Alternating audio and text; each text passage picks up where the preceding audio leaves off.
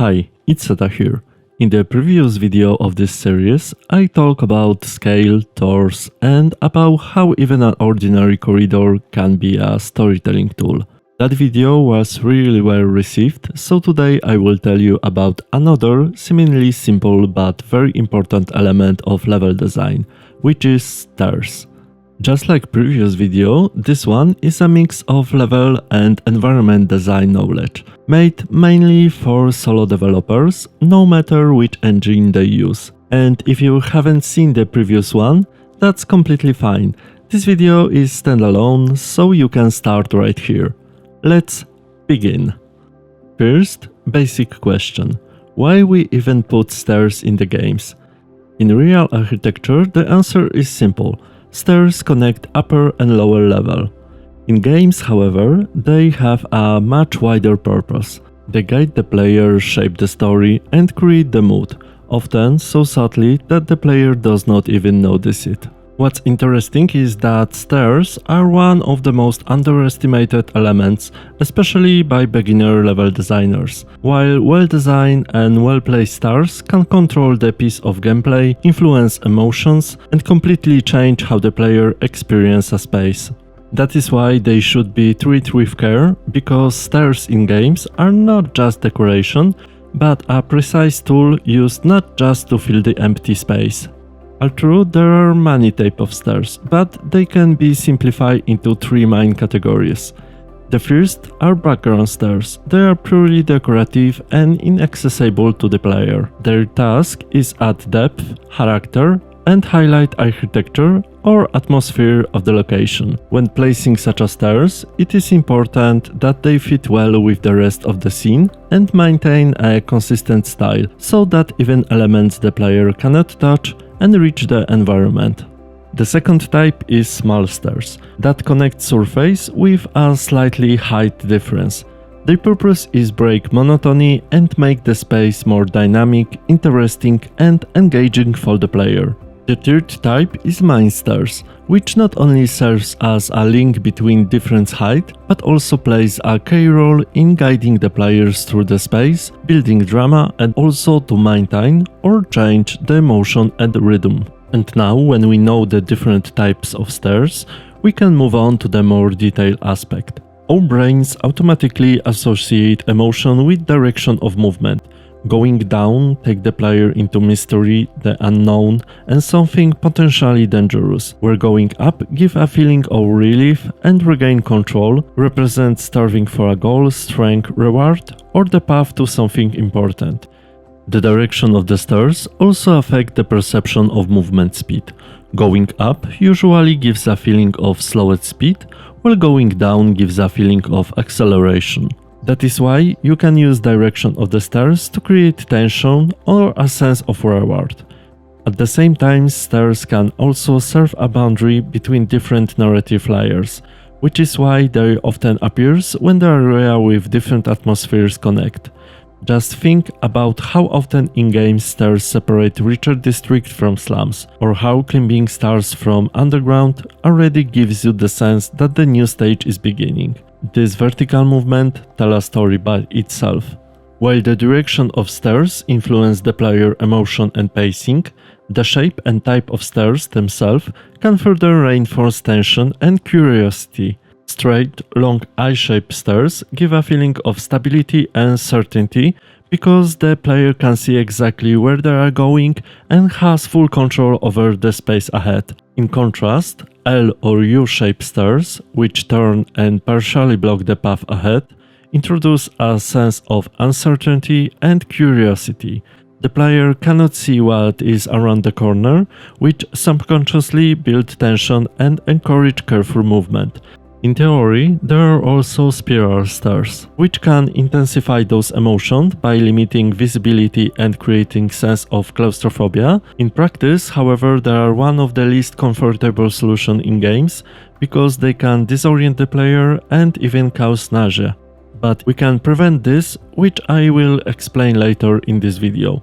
To summarize, as you can see, the shape of the stairs alone has a strong impact on players' experience. That's why you should think carefully which type of stairs best fit the emotion and function you want to achieve. Beyond their emotional impact, stairs often act as a natural landmark, subconsciously guide the player and marking place they can go. In level design, vertical elements such as stairs are not only connection between levels, but also tools for guiding the player gaze and suggesting movement path. Unlike a simple slope surface, stairs naturally drive attention and encourage the player to move along them, making them a stronger guide through the environment. The player naturally follows the line of the stairs with their eyes, which subtly indicates goals or area to explore. I will talk more about landmarks and how to guide the player without obviously hint like hoods or arrow in one of the next episode of this series. So don't forget to subscribe the channel if you don't want to miss it. And now let's move on to the physical design of the stairs, because their width, angle and proportion also have a strong impact on how the scene is perceived. For example, narrow stairs about 1.5 to 2 times wider than the player character create a sense of claustrophobia, tension and linearity. They give a sense of danger, warn the player, and create the impression of entering the unknown. Medium width stairs, about 3 to 5 times wider than a player, evoke a sense of balance and calm, offering a feeling of safety and control. Wide stairs, 6 times wider or more than the player, give a sense of openness and importance, transforming the space into something monumental. And sometimes designers also use mix of stairs, starting wide and then narrowing them to subconsciously show a shift from safe to danger. It is also important to remember that the appropriate width of the stairs depends on the type of the game and how the players move through them, and the values given are approximate and work in the single player games. But in games when multiple players use the stairs at the same time, they need to be scaled appropriately so they do not obscure movement. That is why it's the best to create a test level and adjust the stairs width based on it, because testing is the key in this case. But the width of the stairs is not everything. The angle of incline is also important. In architecture, the angle of incline relies to ergonomics, but in level design it is also a tool for expression, rhythm and mood. Shallow stairs with an angle of 10 to 20 degrees give a calm, almost ceremonial feeling when entering, so the player can feel the importance of the place. Stairs with a medium slope of 20 to 30 degrees create a feeling of naturalness and curiosity, when the player can move freely at a natural pace. Steep stairs above 35 degrees create challenging space and can signal difficult mystery or a descent into something deeper. When you create a level, you should understand where you want to place a specific staircase in a central spot and what its purpose will be in the terms of player emotion. Do not be afraid to mix height and shapes of the stairs if it supports the narrative or the rhythm of the space. It is also worth mentioning the basic elements of staircase: a single step, a flight, and a landing. And that is what we will focus on next. A landing is a flat surface between flights or at the end of the staircase that allows the player to stop safely, change direction, or open door. If a staircase has more than 12 steps, it is worth considering adding a landing. In stairs, flight represents movement and dynamic, where the landing provides pause and orientation. So, by placing landings, you can change the pace, and even long stairs do not become monotonous, and the player has a moment to stop and look around. Earlier, I mentioned a spiral stairs, which can cause nausea. But if we add landing to them, they become an interesting fragment of the level in themselves. And remember, not every staircase needs a landing.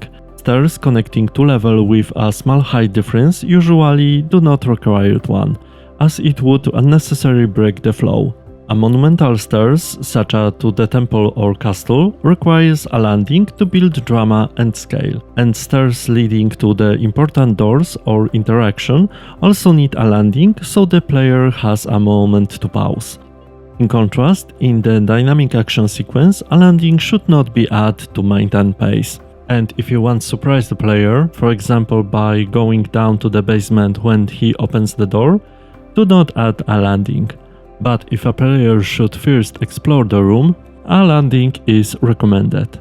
In games, as in life, stairs are always be a symbol of a journey. This makes them one of the most universal tools in the level design. Every detail, shape, width, angle matters and should be designed deliberately. So remember to place stairs with full understanding of the emotion and experience they can provide, and test, and test again. And that's all for this video. If you haven't seen the previous video of this series, be sure to watch them because you will learn more about scale, how to place doors, and how to make hallways less boring. And if you have any questions, feel free to write them in the comments below. And until next time, see ya!